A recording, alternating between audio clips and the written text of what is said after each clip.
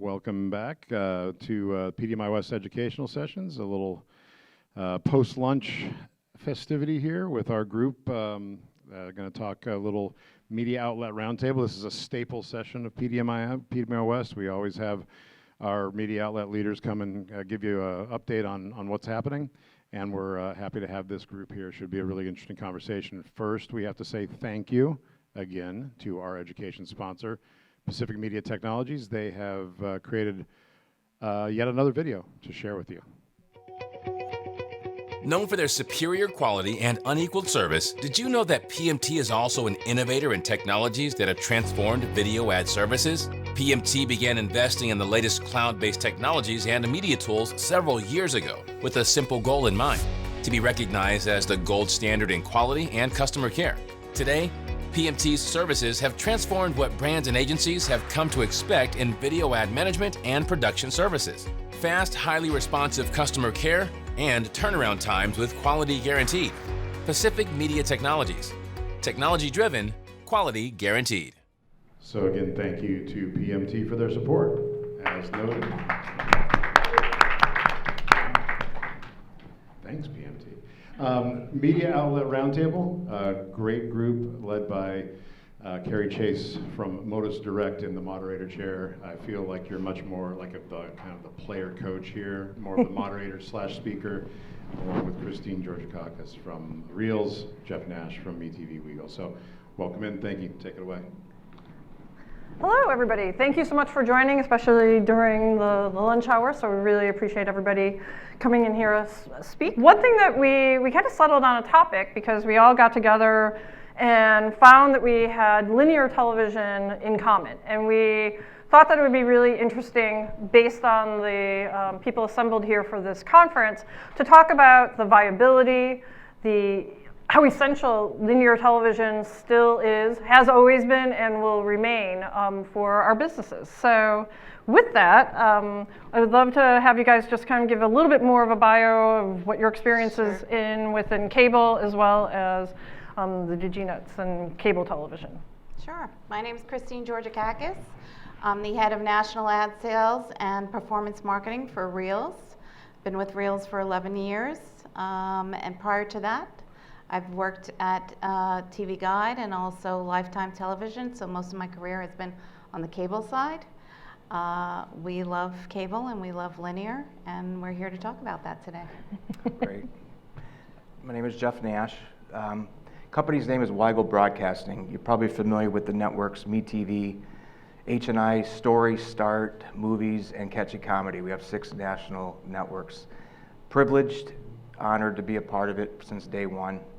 Instrumental in its growth and kind of creating the DigiNet space to begin with. So, huge fan of linear, obviously, and no better time than now to discuss, what we see linear, the future of linear, I guess you can look at it, right? That's pretty much my first question, which is, what is the current landscape, both for, and the difference, I would love kind of for you to explain kind of what the differences are between what Jeff does and Christine in terms of your networks, and what is the current landscape that you see? Well, I'll start with DigiNets. It's a term that, a lot of people are still trying to learn, even though it's been around for quite some time. I'll use MeTV as an example, and there's other DigiNets out there too. And, this TV was one of the first that launched, and there's probably a few that launched, in that window. MeTV launched in December 2010, and the definition of DigiNet is kind of, people look at it differently. They don't understand it, but they do understand it. They don't understand what it brings to the table. Basically what a DigiNet is, back in 2010 when the FCC came into the market and said analog television is going to go away and we're going to replace it with digital, okay? You guys remember when Radio Shack and all them were giving you a free antenna to put on your TV so you can get a free over-the-air signal? So that's where this all began. What people didn't realize is the power of that DigiNet signal or digital signal that the broadcasters had, okay? For example, if you're an affiliate in a market, let's just use San Diego for example, the ABC affiliate, they're identified as a .1, okay? Or a .2 or .3 or .4. That's your channel position over the air and whatnot. So DigiNets came in, and the signal is so powerful that these These broadcasters didn't have any bandwidth. They didn't have any content that they could utilize on their digital tier. So we created a network called MeTV. It was in existence since 2005 in Chicago. It was the #1 low-powered broadcast station in the country at the time. And we decided to roll it out, sell it to broadcasters nationwide to put on their digital tier, okay? Keep in mind, you had 6 sub-channels you can form off their one digital feed. That's a lot. What they didn't realize, or what people don't realize, is that when you put MeTV or any of the diginets out there on a .1 or a .2, you're a must carry, which means you have cable, you have satellite, you know, you're everywhere, all right? As you go up the chain, you get to a .3, .4, .5, or .6, you're not a must carry anymore. So it's up to the affiliate to negotiate your carriage in that local market to determine where your channel position is going to be. So that's how diginets evolved. That's how it started. You know, people wanted content when analog disappeared and digital came into the marketplace. Our company had a ton of programming that we were sitting on because, as I mentioned, MeTV started in 2005 in Chicago. We decided to take it nationwide and, because TV Land kind of diverted from their game plan. You know, everybody knows retro programming, existed and whatnot, but TV Land started getting into the weeds of their own content. Kind of like MTV did back in the day. Music videos transitioned to their own content. We wanted to keep that going, and that's how MeTV evolved. So here we are in 2023? 23. We have 6 of these networks that exist, and they all are different and unique. They're in the same family, MeTV being the one everybody recognizes. And then we have networks that we produce that cater to men, women, baby boomers. We are targeting the younger generation right now, trying to get them to understand, or not understand, but like to appreciate Americana and the programming that started back in the 60s and evolved all the way through the 2010s to bring what we are today. So it's kind of a cool media. It's a cool marketplace. Like I said, it's still evolving. There's so much to it, but I think the one takeaway from this about a diginet that advertisers need to understand is that we're sort of resilient to cord cutting, and you hear that often in the marketplace. People cutting the cord, going to OTT and streaming and whatnot. But what's cool about our networks is that you can get them over the air, and that's probably the only distribution in the marketplace right now that you're seeing, some progression and whatnot besides broadband homes. So we are not only bringing content to people who remember that as they were growing up, but now we're bringing this to people who it's first run broadcast to them, and they love it. And we're, targeting the younger demo as well.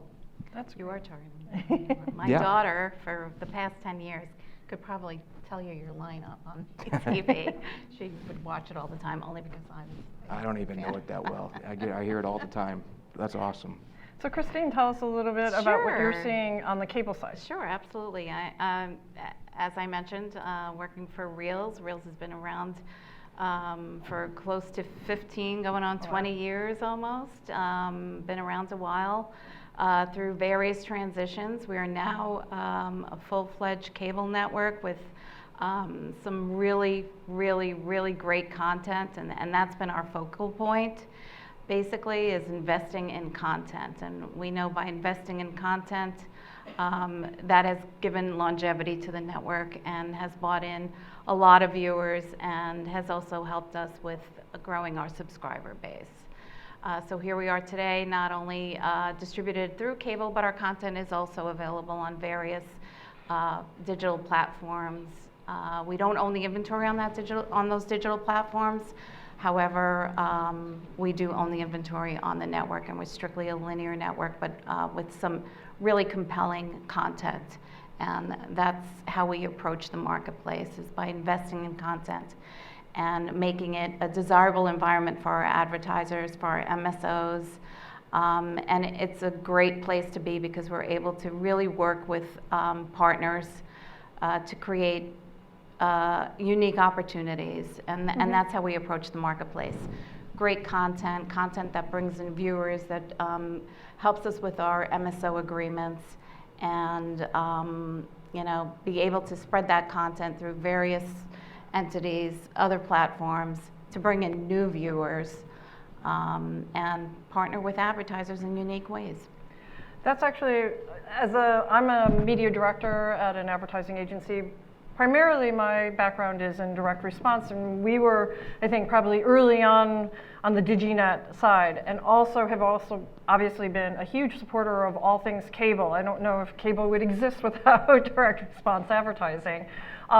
So how have you seen your mix of agencies and clients? How has that evolved over, I would say, the last couple of years? How would you describe that? Oh, it's a great question, but you look at DigiNets as a whole, and some of them migrated over to cable too, in a sense. How many new advertisers we brought to the marketplace, okay? The reason I say that is you look at the extended lengths that people want in direct response, the 60s and the 120s, we're able to deliver that on DigiNets. And now you're seeing more cable networks starting to do that too and whatnot. So one of the things that I always say to everybody, and I'm like, you look at the ABCs, CBSs, and NBCs and major cable networks, they still have the same advertisers on for years. They participate in the upfront. That's their golden ticket. Ours is the DR marketplace. It does extremely well on the DigiNets. They can, you can work with them, get their cost per leads.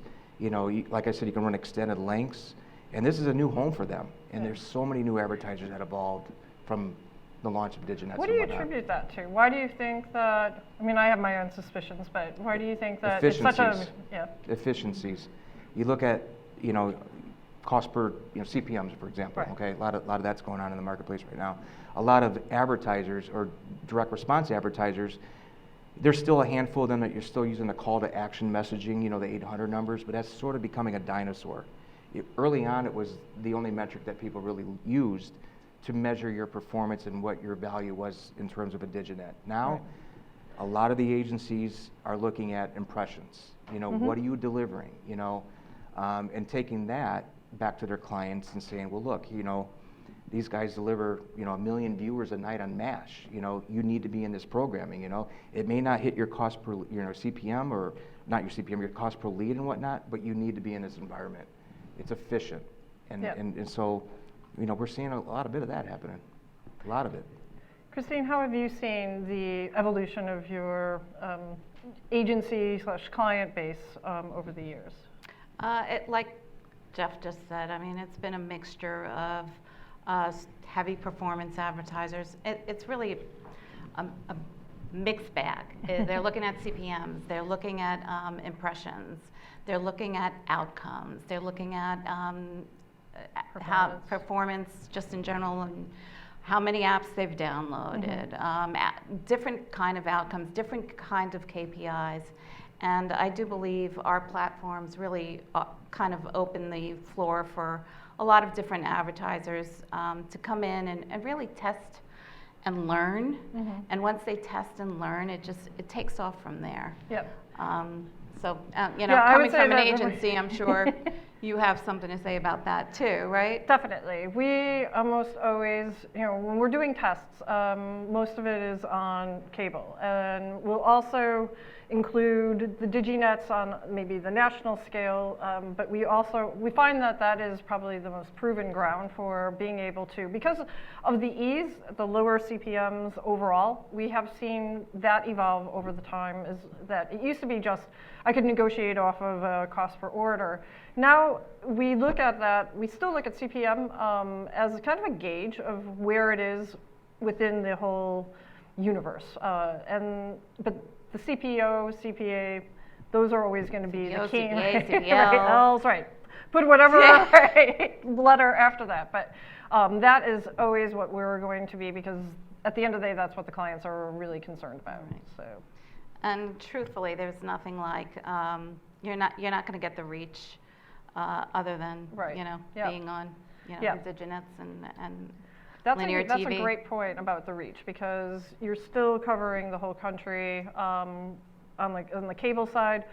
On the Digi side, we kind of have a big part of our business is both the local and the national side of things. So we're doing local things, and we're always looking for, in particular, the MeTVs to drive the efficiencies for those types of campaigns. So it really is a kind of a 1-2 punch there. Yeah, that's a great, what you just brought up. So back to what I was mentioning about DigiNet. So when you sign an affiliate, or you're an affiliate and you're going to carry MeTV, for us, we have 12 minutes an hour for national, or 12 minutes an hour for advertising. 7 of it's national, 5 of it goes to the affiliate. So that affiliate in the market can go out and sell MeTV, you know, to their local clients and whatnot. So we have quite a lot of advertisers that, you know, want market specific, and they can come in and buy MeTV. They get 5 minutes an hour. They're almost getting their own, you know, their own pod, you know, that exclusivity and whatnot. And that's what the other positive thing about, you know, the digitnets and whatnot is the availability to it for local advertisers and whatnot. But back to what you mentioned about CPMs, it's not just the DR marketplace that's utilizing, you know, the CPM buys. We participate in the scatter and the upfront marketplace each and every year. You know, every year, and I have another team that's involved with this, where they are constantly in New York, you know, selling our networks or pitching our networks, talking about our ratings and whatnot. So, you know, you have, you know, the big 7 agencies that are out there now wanting to buy the digitnets because they see the ratings that are delivered and the performance and the efficiencies with it, you know. MASH, for example, on MeTV, and I don't want to toot my own horn because I don't like doing that, but, you know, you deliver over 1 million viewers nightly at 7:30 on MASH. That says something, you know. New York wants that. You know, they can get it at a reasonable CPM, and that ties their whole campaign together. So what I've noticed the last couple of years is a lot of the big shops are coming to us early on, wanting to negotiate so they can set their price point. They turn around and they, you know, use that at their advantage and whatnot. So it's been kind of cool to see that over the years evolve and how we become a big player in the upfront, you know. And scatter's no different. We get a lot of requests, a lot of people that are looking to put money down quickly because of what we deliver in terms of, you know, ratings and impressions. But also, viewers watch the networks 86 minutes a day. You know, that says something. That's loyalty, and brands love that. You know, the data's out there, and we deliver it. And so I think, you know, this is something, you know, everybody want to frown on linear, saying, you know, yeah, your distribution is being compromised, things of that nature and whatnot. But if that was the case, this past upfront, the amount of demand for our inventory was at an all-time high. Really? We actually turned business down, which I don't want to openly admit. And the reason why we did that is because the DR marketplace would pay more because it performs well for them. So we actually had to turn back business for the first time in a market that we all know was compromised this year. You know, it was actually the last 2 years have been extremely difficult to navigate through because you don't know what's going to happen next, the unexpected, you know. So it's much more than just DR that are utilizing these platforms and whatnot. And I think you can speak to the same thing about, you know, REELZ and whatnot, absolutely. because you have Their a show right now programming. that's the #1 rated show on cable, you know. Thanks for that plug. Yeah. I watch it, so. Yes, it is a #1 show on Friday and Saturday nights. It's doing remarkably well for us.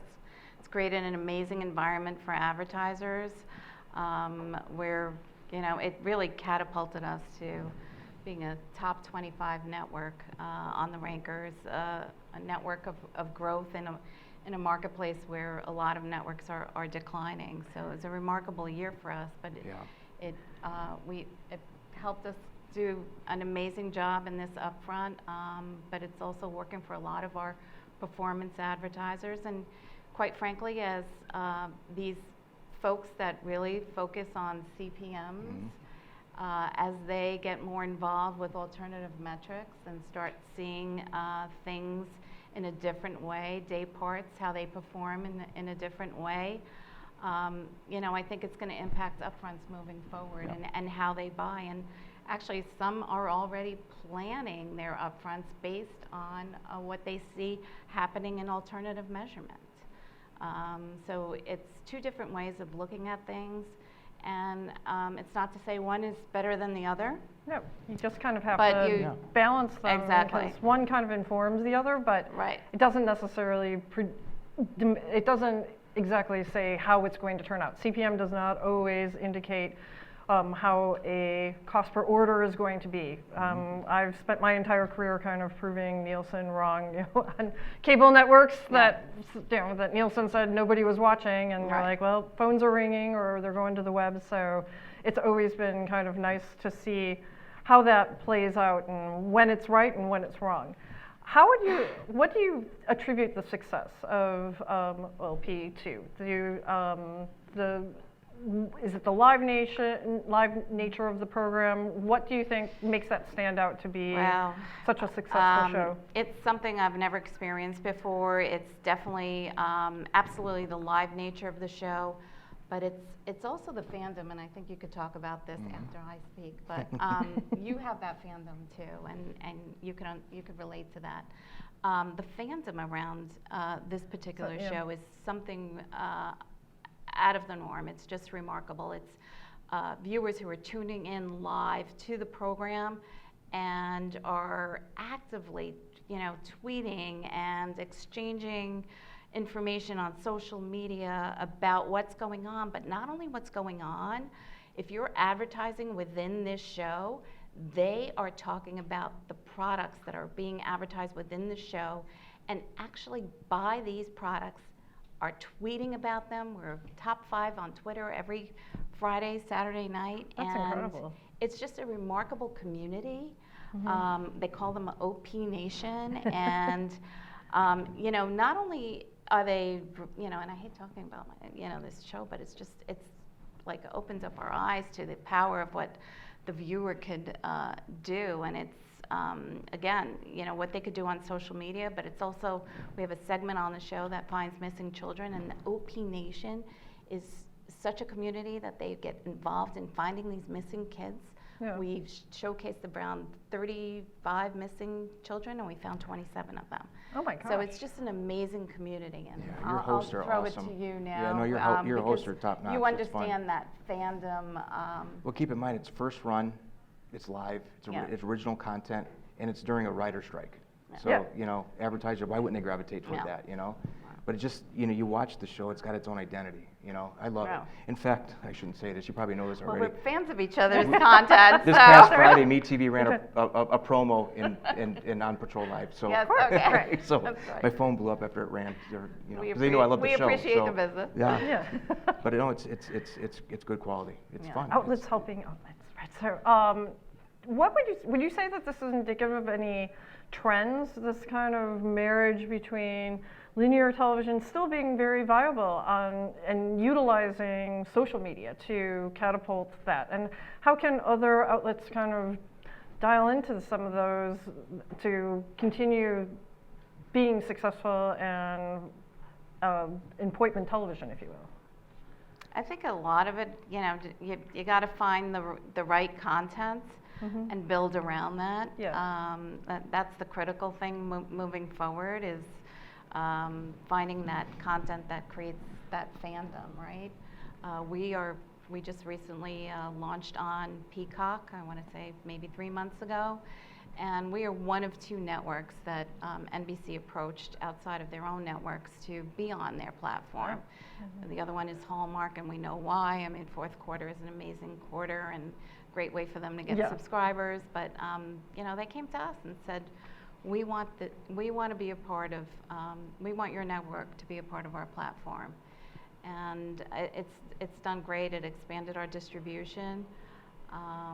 So it's a lot of it has to do with good content. I agreed 100%. Yeah. Jeff, is there anything that Weigel's doing in terms of programming? You've been such masters in being able to do legacy kind of programming. How are you? Is there what's coming next? What do you see the new trends coming for what your team is doing? Great question. Another great question. You want to keep your audience. You want to keep a loyal audience. And I mentioned 86 minutes a day they watch our networks. That's the key to being successful. Okay. Anybody can come and go and watch different shows and and whatnot. But we offer just about every type of programming to every demographic that's out there. Yes, it's old school Americana television, recycled programming, a lot of people say. But we also have shows that we produce that are first run, Collector's Call, which runs on Sunday, which is sort of a reality type show, things of that nature. And it's got a great audience, and we're continuing to build that audience and whatnot. We run a cartoon, tune into me every morning. If you love retro cartoons, this is the show for you, And we have a little, we have a narrator in there and whatnot, and he delivers a pretty kick-ass punch, So, not only do we have recycling programming, but we're trying new things, to see what our audience would like.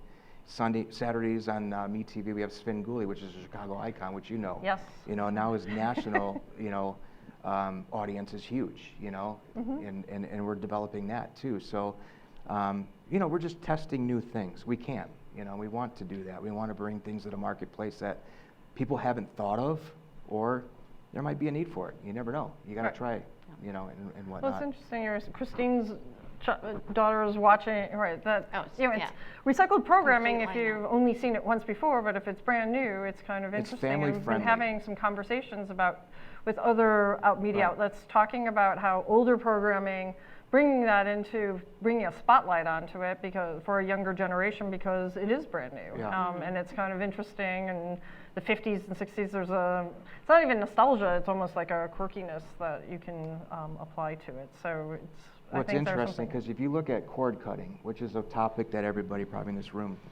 hears about, people cutting a cord, going to OTT, streaming, you name it, and whatnot.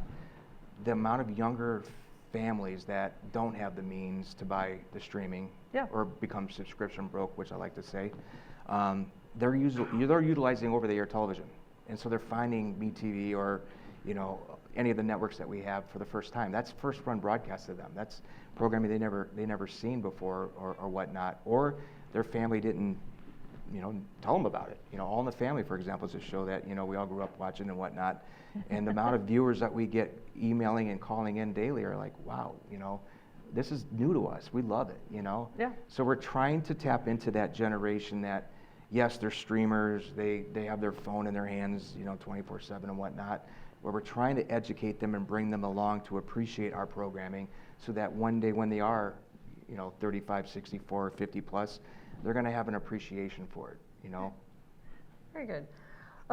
Want to talk a little bit, and kind of reference this, but some challenges that are facing linear television that, not to get into, but we all have challenges that we're contending with. So in this new world, what are some challenges that you're seeing and ways that you are planning to succeed with it? So I was at a big TV conference, I think 2 weeks ago, and there was a gentleman who was on the panel, and the first thing out of his mouth is like, linear TV is dead. It's like, it's dead. If you're in the business, you need to get out now. And I'm just sitting there and thinking to myself, this guy's not very knowledgeable. So my feeling on this is that, the future of linear is really, about good content, and that's really the what will provide the longevity of it. Yeah. So, that's my feeling, is that you have to be able to really back up your programming with some really good content. Yeah. No, I mean, I can speak as somebody who works with our advertisers. We still see, and it's the content, it's still the eyeballs, it is all of those things that are keeping it, as we navigate, we kind of know what the future is holding, but the future is still the future. Yeah, it's all about distribution. We all see what's happening with distribution and whatnot. The question to ask is, what are they doing about it? We don't know. There's a lot of what ifs. If I'm a major cable company and my trans fees are compromised right now because I'm losing subs and whatnot, you better have a game plan in place to make up that difference. Otherwise, you're going to be in trouble, and whatnot. And this might be too soon to speak, as we get through the questions and whatnot, but, how do you envision linear in the future, Ask that question almost daily and whatnot. And I think there will be some sort of correction in the marketplace. I've been saying that for years regarding the diginets, because there's so many of them that are out there that, don't have the satellite or cable distribution. How do they remain in business? I don't know, But at some point you'll see a correction there, and I think the same could be said for cable. With the decline in households, there's going to be some cable networks that are probably going to end up going away pretty soon. It's inevitable, But the question becomes is, what are they going to do about it? Does anybody have a plan in place that they can try to maybe work with OTT and streaming to come up with some sort of, Look, we're all going to live together. We all have to coexist in order for media to be successful, because, technology changes overnight, and this is obviously one of the things that we've seen, over the last few years. But advertisers have options now. Viewers have options now. How do you take a little bit of each and make it work for your advertiser, or your viewer? So I'm really anxious to see what the cable companies decide to do in the near future, And do they embrace OTT and streaming? Do they, package their, linear product with some reasons to, bring in some OTT and whatnot, or not? Yeah, in streaming, who knows? But I think the time has come where these guys have to make a decision on what they're going to do. Yeah, I think this was the year of reckoning for many things, just as you spoke about. But also, Wall Street's not taking it anymore. No. Viewers are not taking it anymore. They're done with paying, all these fees for whether it's a cable fee, whether it's subscriptions. I mean, those fees are going up and up, and they're looking at what cable's costing. They're looking at what these subscriptions fees are costing. Right. It's not, No, they're not saving anywhere. Yeah, it's not sustainable. So there's a lot of reckoning, and like you said, I think in the future, we're going to see consolidation. We're going to see some people fall off. I think we need to tighten it up a little bit. Yeah. But you could also say the same thing about OTT and streaming, okay? Now correct me if I'm wrong. I'm looking at the trades, reading articles about how much money they're losing, quarter by quarter. It's amazing that some of these guys still are throwing money against this, and whatnot. The question becomes, will there be consolidation there, okay? Which I believe will happen, There's the CPMs that our advertisers are paying right now are, in some cases 4 or 5 times more than what linear brings to the table. Yes. What brought that number to the table? What proof or what history or what historical data do you have to support that? I've been told recently, in fact, yesterday I was out and about and someone had said, yeah, we had a client that moved some money to streaming, OTT, and now they're moving it back to linear pretty quickly, They're not waiting for, this thing to happen and whatnot. And I'm not bashing OTT and streaming by all means, because like I said, I think everybody could coexist and be successful, but I think there's just too much unknown, Yep. We don't know where this new shiny toy is going to end up, You have families, including mine. I have 5 kids, and they sign up for all this stuff, and I'm like, Jesus, I'm going subscription broke, at some point, because, it keeps going up. It keeps going up, and eventually it's going to become, when you look at overall how many of these platforms you have to buy, you're going to pay more than cable and satellite, And undoubtedly, there's a lot of content out there that we've already seen, on the digital stream. There's nothing new, that's happening right now. And I'm worried about sort of I'm a sports guy by all means. So this past weekend I watched Peacock because Purdue was on Peacock. I have a great internet at my house. Problem is I couldn't watch the game. It kept stopping and going and stopping and going. I called a few friends up. I'm like, you seen this? Like, yeah.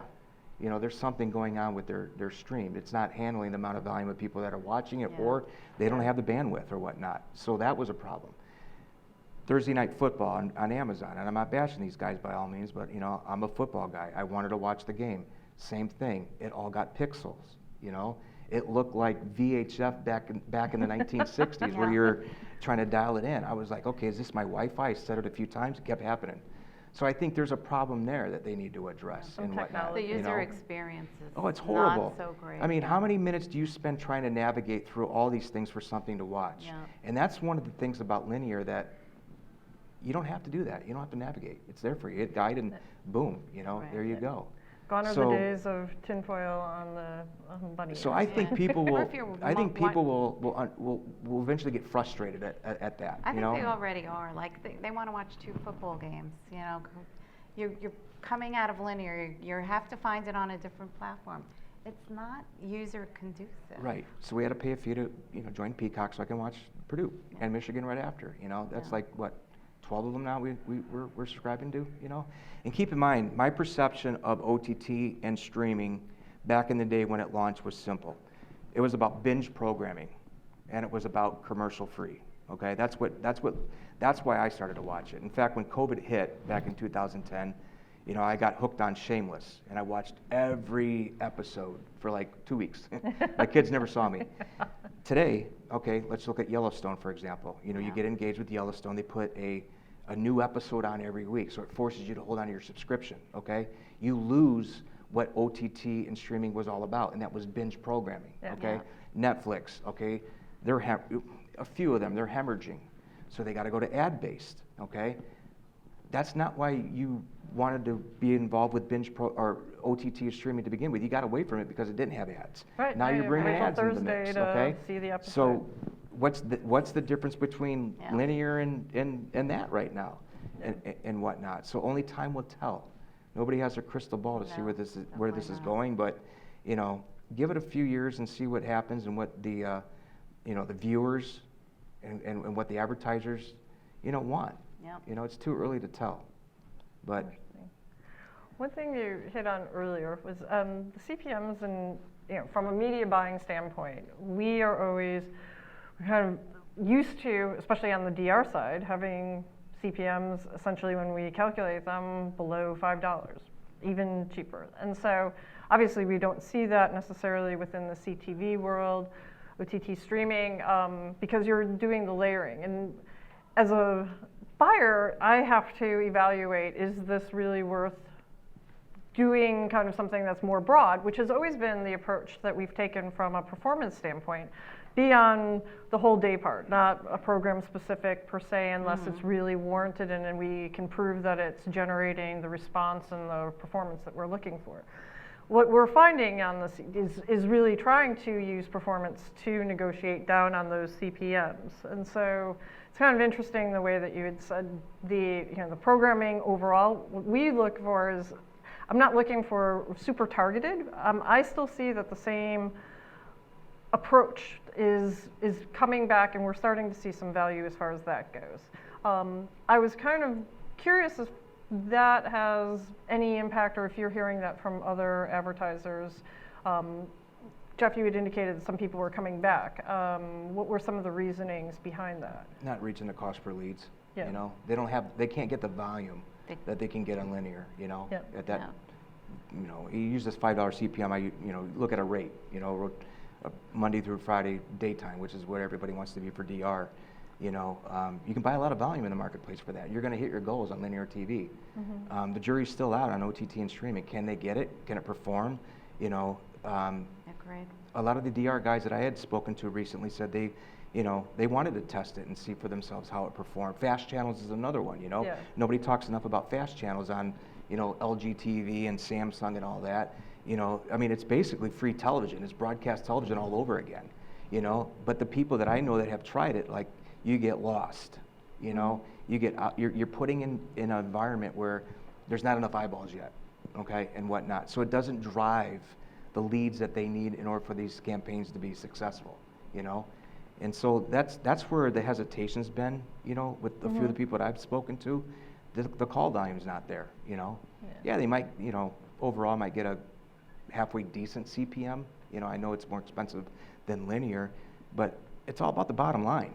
You know, if you're not hitting that bottom line, then you're going to go back to what you know, and that's what I see the DR marketplace doing overall in the near future. One thing that we kind of talked about in some of our kind of prep meetings was kind of technology to help performance media clients and agencies do better. So QR codes, something that that kind of came out that was rebirthed during the pandemic. But Christine, you mentioned even kind of on the station, kind of driving.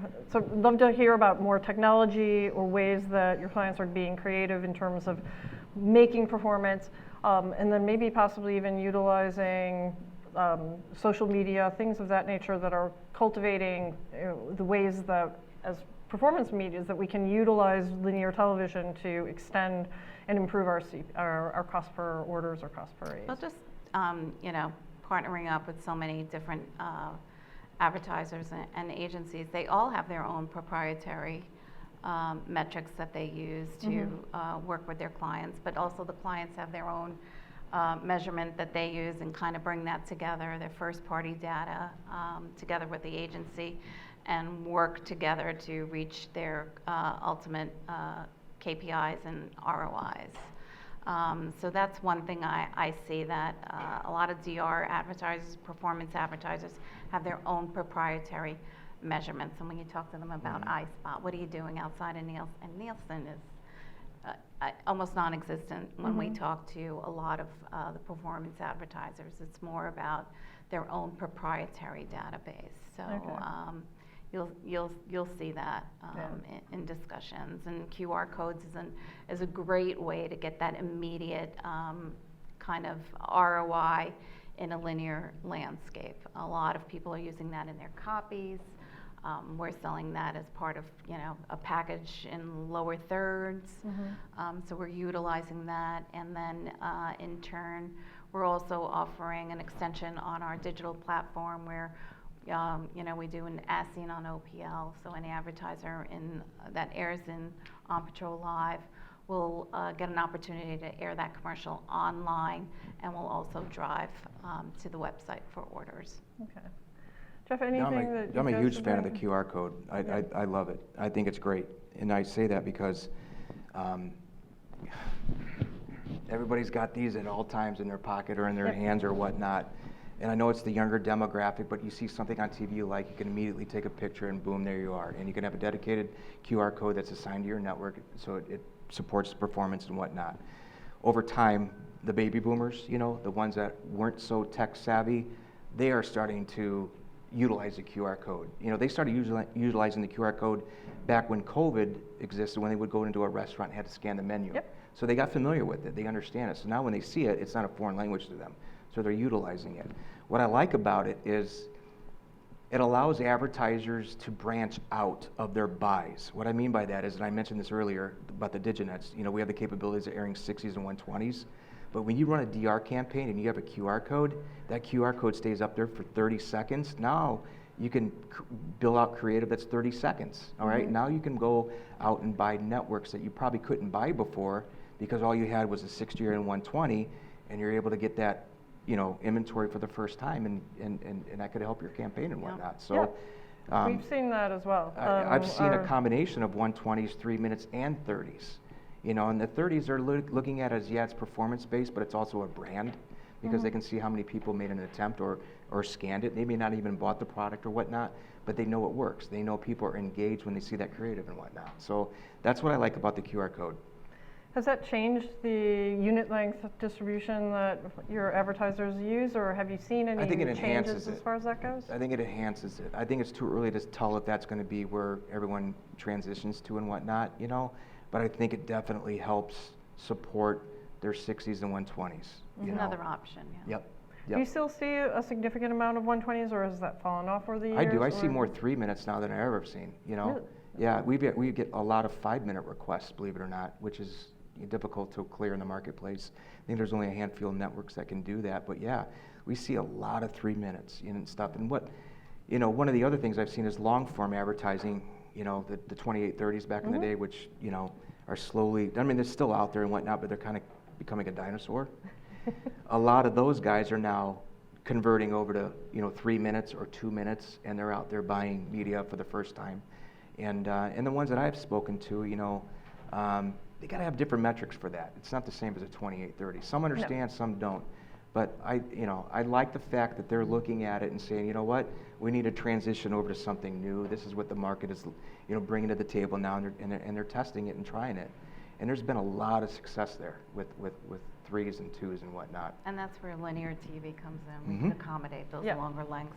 I think it's a huge, right. Yeah. It's still where you can do that, not just 15s and 30s. Right. Where the I mean, keep in mind, conversation guys, is. the pharma category is huge. Yeah, I was okay? just going to say. A lot of them have live on 60s, linear. 90s, and 120s Yeah. because their disclaimers a mile long, Right. So they need that length in order to support the cause of advertising on TV. Yeah. So yet to be determined if OTT and streaming can handle that length.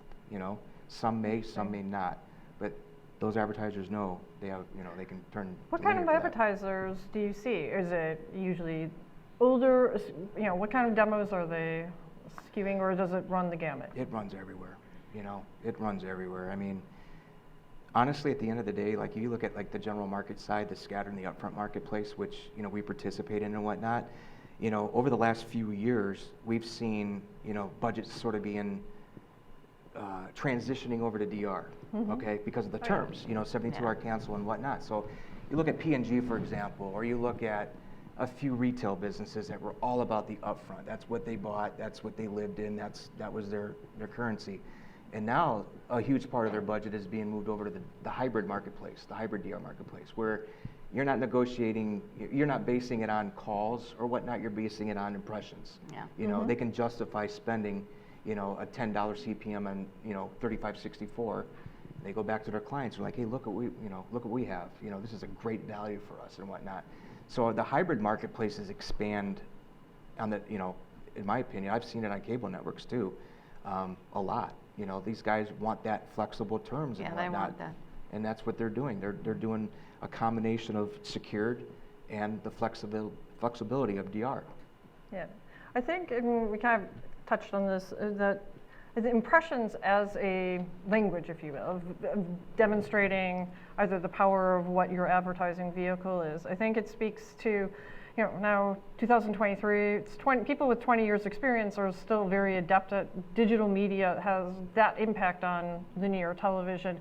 And now you're seeing CMOs that are coming of age that's how, they come from a digital background rather than maybe a linear background. And so impressions is how, that's the language that they speak. So you can back it up with a cost per, performance metric, Right. CPM or CPL, CPA, CPO. Yeah. But impressions is still, I find from our buying that we definitely, I think I went the first 15 years without ever pulling a CPM ever. And now that is something that we're always looking at. Again, not always making all our media decisions on, but it's definitely this reference point of kind of gives you a quick snap decision on whether or not something is good or whether you should kind of move on. I think that's the norm, that it's Yeah. there and it's used as a reference point.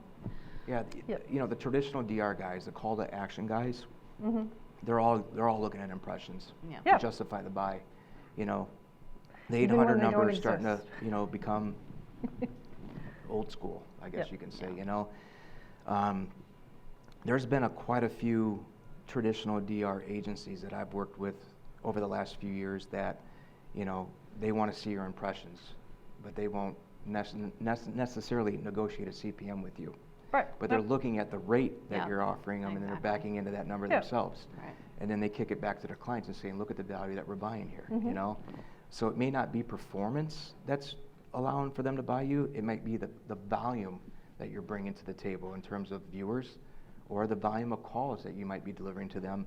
It may not meet their cost per lead goal, but you're still bringing volume to them. Yeah. See a lot of that in open enrollment, Humana's and United Healthcare and whatnot, which, we're in that moment now.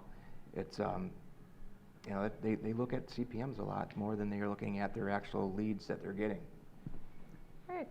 Christine, anything more to add as far as that goes? No? No. Okay. Well, I'm going to ask us to look into the crystal ball. I know this question. How do you envision linear television? It's 5 not years? dead. Not dead. Not dead. 5 years, maybe 10 years. Maybe you can do 3 years, 5 years. You can pick whichever time frame you want to look out into the future. I mean, I will say it's not dead now, and it won't be in definitely 3 to 5 years. I think it'll still be around. It'll coexist with CTV, OTT. They all have their purpose. Linear TV, as we said, is the mass reach vehicle. It'll continue to be that way. It's 50% of the viewing, and you know what? It's 50% of the viewing. That's significant. Yeah. So I don't see that being impacted in 3 to 5 years. I think, again, linear TV is reach, OTT, CTV is more targeting, and they'll coexist, and it's up to us to program to those platforms.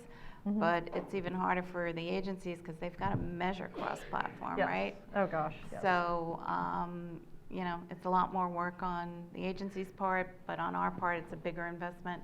We got to make sure that we're on every platform out there so viewers can find us. But I see linear TV existing with good content because quality is going to matter. Quality is going to matter to the viewers. That's what they're looking for. It's not this, let's put out 1 million shows and they See what sticks. 50% of that being crap. So, they're going to demand more and we're going to have to produce good quality. Yeah, I mean, you nailed it, honestly. I see, nobody can answer that question. Nobody can answer that question about OTT and streaming either, We don't know, If we knew, we wouldn't be sitting up here. Right. Very true. I go back to what I said earlier about consolidation. I think there'll be, not only linear, but OTT and streaming, there'll be some major consolidation that happens. There might be players that are no longer around. Everybody wants a piece of the pie, so they're all in it right now, Unfortunately, there's probably going to be some cable networks along the way that have been relevant, or they've been in the marketplace for quite some time that may not survive it. That's natural, it's part of business. Yeah. So, do I think it's going to go away? No. But I think, as Christina said, you coexist. Find what's right for your advertiser, work with them, give them ideas, give them suggestions, and just make it work, Yeah. Look, the thing about linear television that we didn't even talk about is how easy it is to navigate through, and I don't think people will want to give that up anytime soon. No. It's easy to sit down on the couch or wherever you might be and just start finding what you want. Sports, huge I was for gonna linear say, television. that's- News coming up to an election here next year. Everybody's going to be, what's going to happen is CNN and Fox News are going to take off again. Mm-hmm. Those are your linear networks and whatnot. Yeah. How do you trust anything else that may not deliver what you already know those two networks deliver? Yeah. So, you're still going to have those two sectors that are going to be vital to linear, and it goes back to what I said earlier about the cable networks, cable companies. What are they going to do about it? What are they discussing behind closed doors so that they can stay in business the next 5, 10, 15, and 20 years? Yeah. We'll find out. And on the flip side, being a cable network, you can't disregard the money you're making off of the distribution, right? That's money that's helping you put towards programming. So. And it's being compromised. You look at some of the... It's compromised now, yeah, and it's a big compromise. Wait for third quarter earnings to come out this year yeah. and see what happens. Right. It's going to be ugly, and the trans fees are going to, they're going to continue to probably go down, It's natural. How could you say it's not, Yeah. The numbers they're right there in front of you, you can see it for yourself, but you got to be innovators right now. That's the key, It always is. Innovation. Innovate, Yeah. And invest. You have to continue to invest. Like I said, I go back to the content, but you have to keep investing. And I'm sure 20 years later, there'll be 3 other people sitting up here Right. saying the same thing that we're saying right now. We don't know what's going to happen next. Technology changes overnight. It's a good problem to have. Things don't get stale, Yeah. And what's nice about what's happening is that viewers have options. Advertisers have options. So you can't say one or the other is superior. What's nice about it is that there's going to be advertisers that only want linear. There's going to be advertisers that only want OTT and streaming. And I think there's going to be a ton of advertisers that are going to want both, Yeah. It's I just can finding the right say- combination that works for them, and you're going to be fine. From a media standpoint, we are beholden to the client's success. So, as far as the strategy goes, it has never come off as we just have to do CT or streaming, or we just have to do we just go where the success is mined, and we continue to look at it, and we continue to see the success there. One thing, what you had said as far as 5-10 years, I had seen an article where it asked some very people that were running companies, and it really ranged from 2 years, linear will be dead, to Somebody very smart said, as long as there's NFL contracts, Disney these CEO networks that put his foot in 10 his years mouth right and now said or that. thereabouts that you Mhm. you know, nobody's leaving. And your experience of just trying to watch, you know, a Saturday afternoon college football, you know, the buffering, the technology aspect of it is one thing that will get solved, but it's still kind of bars and restaurants and all of these things, and trying to kind of find that audience and kind of have that cohesive experience Yeah. with people, that I think that will be, I think that's the through line that will then, you know, because that is what drives a lot of decision making at the network levels. Yeah, you know, I mean, you can be critical, you know, be negative about linear, you can be negative about OTT and streaming, but at the end of the day, when you look at the big picture of things, the media industry is extremely healthy. And if it wasn't, we wouldn't have these options that we have. Correct. You just got to take it from here and see where it all unfolds, you know? That's a good problem to have. Yeah. We wanted to, Tom, I don't know if there's anybody that has any questions, or we're almost at time. Yeah, I got a quick question. Jeff, you had mentioned efficiency for linear television, but then you had also said, you know, you might not hit your CPL, but it's efficient. I'm curious, you'd also mentioned QR codes. The typical scan for QR codes is 0.15 when you look at the impressions. I know Christine had mentioned you let the advertisers, you let the agencies kind of have their own attribution, but certainly the two of you with linear experience as much as you have, kind of have a horse in that race as far as how you want linear measured for DR, for CPLs, for CPAs. Would the two of you be open to kind of expanding on that and what attribution you two recommend as you're establishing these relationships? That's a great question. I think, like technology, things change overnight. QR codes is relatively new, you know. We don't know long-term if that's going to be sustainable or whatnot, but I think it complements what's already in place, you know. The question becomes is what else is going to come into the market that's going to help performance and things of that nature, you know. Look, everybody's got their call centers and whatnot, you know, and that's sorely starting to become old school, I guess you can say, that baby boomers who are in that older part of that demo, you know, they still trust calling an 800 number, okay? But the people underneath them, they have a different approach to it. So I think that's a great question for one. But there could be other things that come to market soon that could help enhance all that traditional DR performance and whatnot. But I think QR codes are unique. They're cool. You know, I mean, like I said before, you got advertisers that are now running on networks that they had never had an opportunity to run on before because they couldn't run a 60 or 120. Market's sort of down right now, so they're getting some really good opportunities on networks that are, you know, bring a lot of eyeballs to the table. So I don't know, that it remains to be seen. You know, we could be up here a year from now saying they're the worst thing that ever happened to DR. I do know this, that I sat on a panel last year at this time, and the question was posed from the audience about our perception of QR codes, and we all had blank stares on our face. We didn't know how to answer it. We ended up talking about it after the fact. But over the last year, we saw it happening. You know, we saw, you know, advertisers utilizing it, content, or, you know, creatives that are implementing it and whatnot. But I just don't think there's enough data yet out there to support whether that's, you know, the right, you know, where we're headed or whatnot.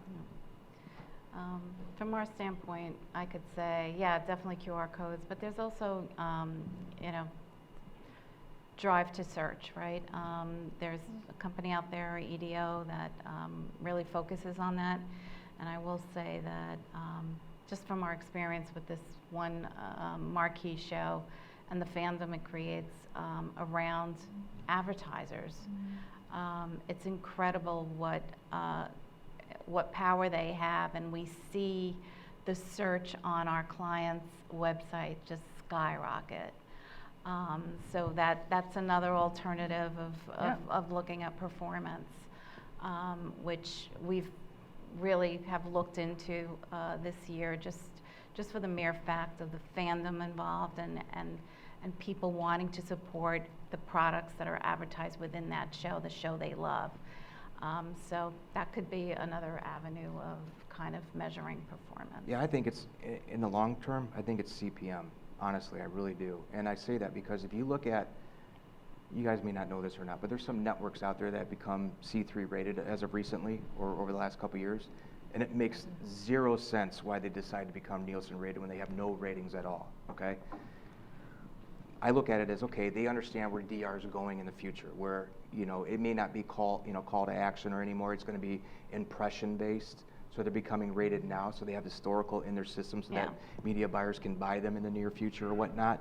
But it makes zero sense why some of these networks are spending millions of dollars annually to get Nielsen rated unless they know that marketplace is transitioning over to that CPM model. And these are networks that are not bought in the scatter or the high or upfront marketplace. These are true DR networks and whatnot. So I think, you know, over time, that's where it's all going to go. It's all going to be CM driven, impression based.